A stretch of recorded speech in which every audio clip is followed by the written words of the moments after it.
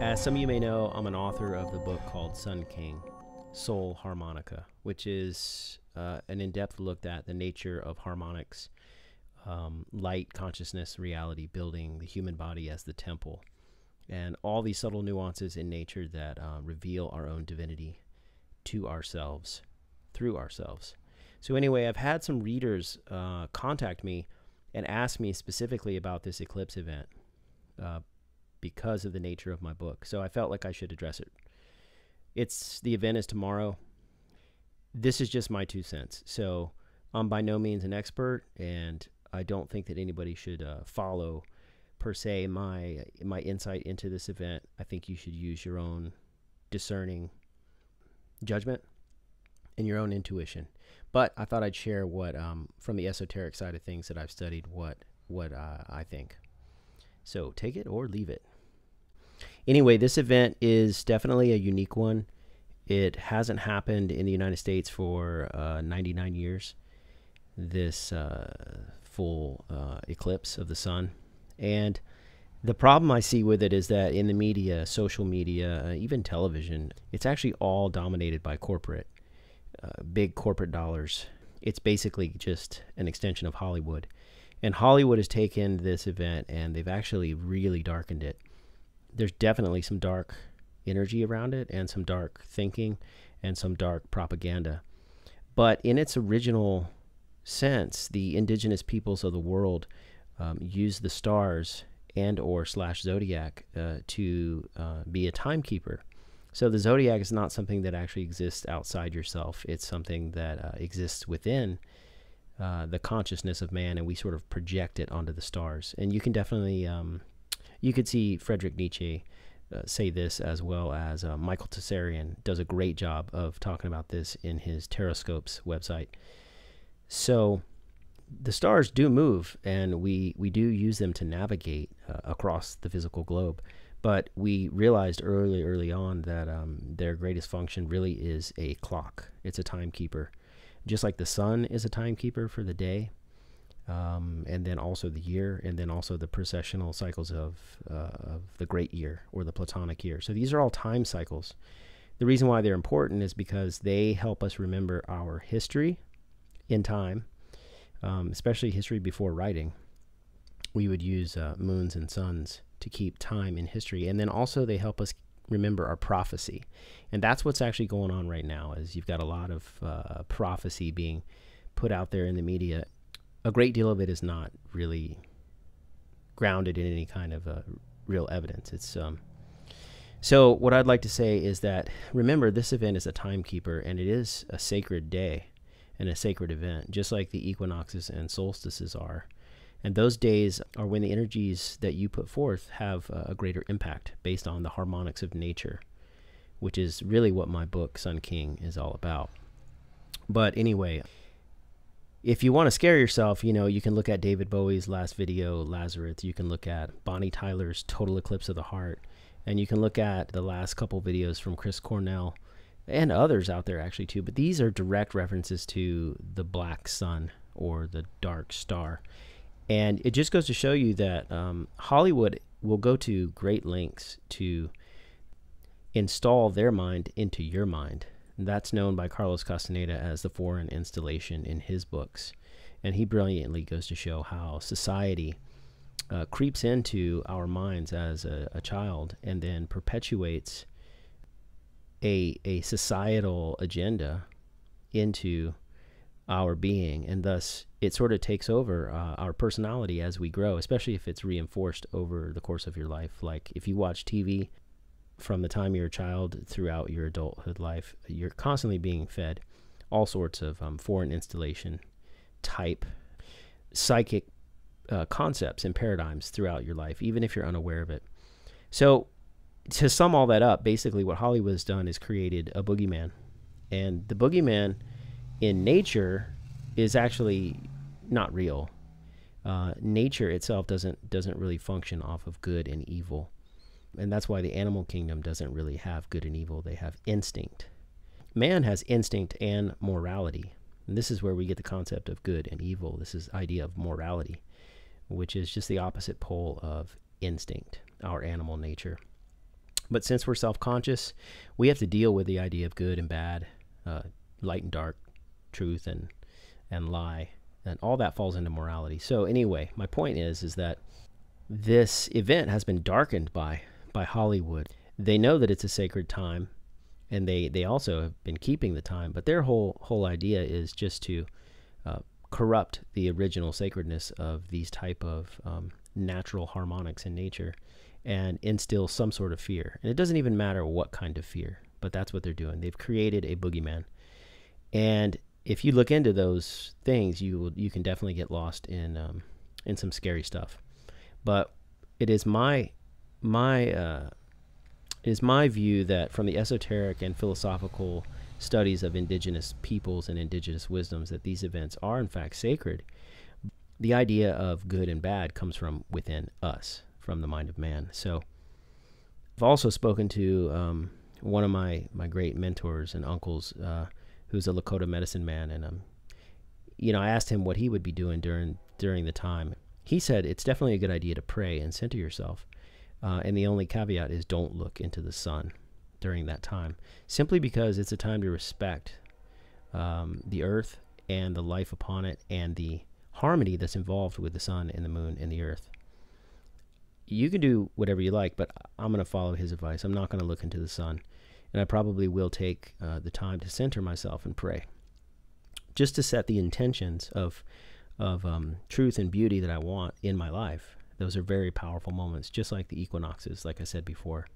They're sort of gateways where the light harmonics become open and communicative with consciousness in general, because we are consciousness. So good time to set intentions. The other thing I would say is that it's important to realize that these are harmonies. They do happen as time cycles. That's why we've been mapping them and measuring them for who knows how many thousands of years. So you basically could think of it as music. There are certain moments in music where all the harmonics come together and create overtones and beautiful tones that you can't hear without the harmonies going on. And those tones do in fact exist. However, they're not created by, let's say, the musician.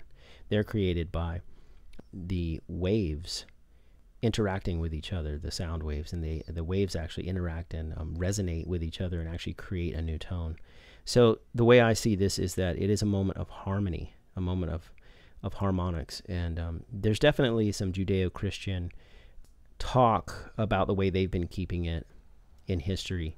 And there's definitely some Kabbalah, some Kabbalistic numbers involved. There's no doubt about all that. Those numbers are in fact true, but the interpretation of those numbers is what is in question here, and this is why I made this video, to talk about this. So you could take those interpretations and turn them into something dark and evil if you like, but in their real, true, natural harmonics, they're not dark or evil. They're actually harmonies. So I'll stress that word, harmonies, harmonic. And the word harmonic comes from Horus, which is the sun, and Mon, which is the moon. So the harmony between male and female, the sun and the moon. So that's what we're getting at here. Nature is always seeking equilibrium or rest or equipotential. That's its nature. That's how it keeps going. And so this is also from the Hermetic teachings, that this is the way seeds grow and unfold and express something like as large as a magnificent flowering plant or tree from within this tiny little original seed. So the way seeds form energetically are actually just a representation of the way nature forms energetically. And the works of the great Hermeticists, will tell you this, that at the center of everything is actually energetic stillness. Some people call it potential. Either way, it's a mystical place of consciousness, and there's no body there, there's no form. And that's why in the middle of a seed, the knowledge of the tree and its full expression is actually already there, encoded in the seed. And the human body is the same way, and so is every other form of matter. So it's sort of a reversal of what modern science would say.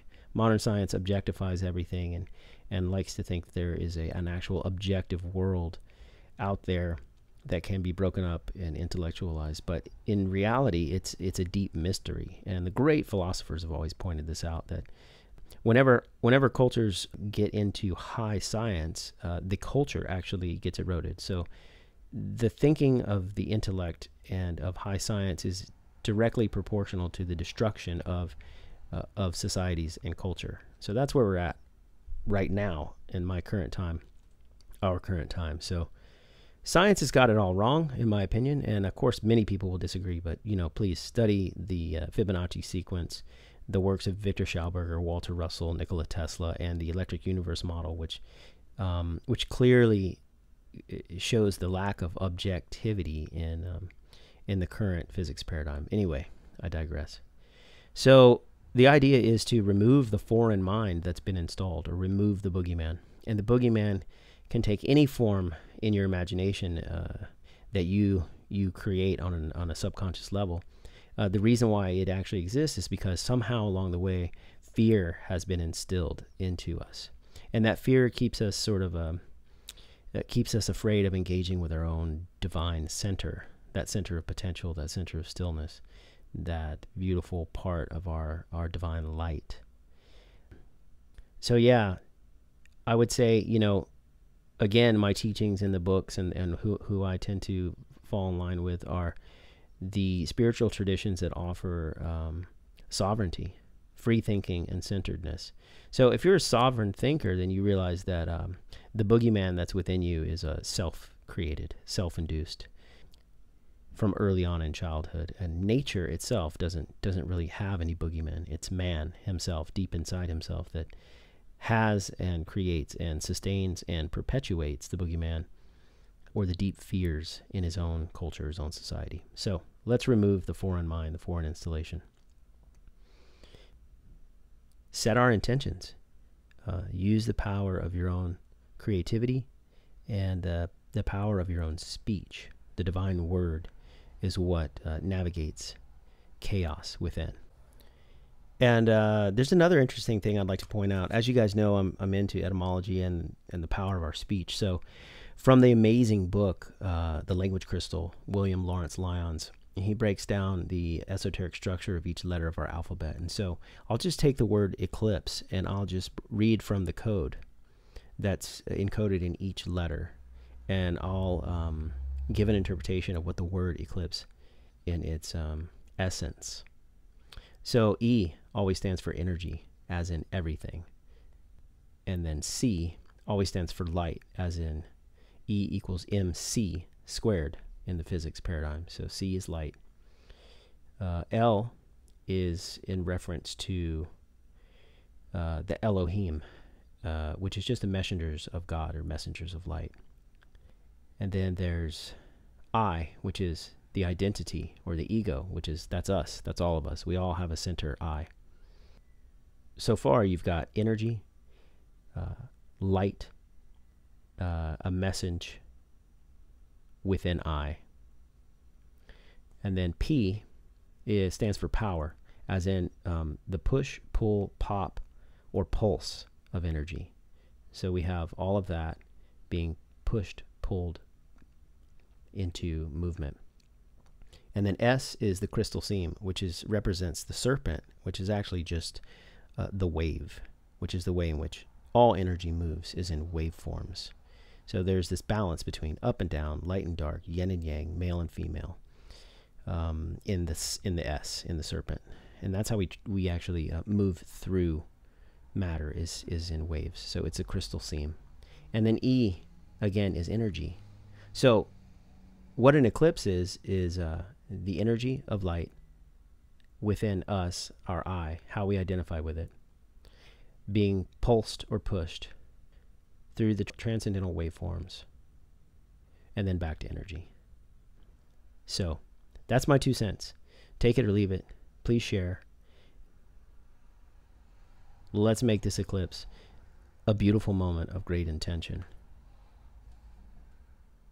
Thank you. Wopila aho matakoyase.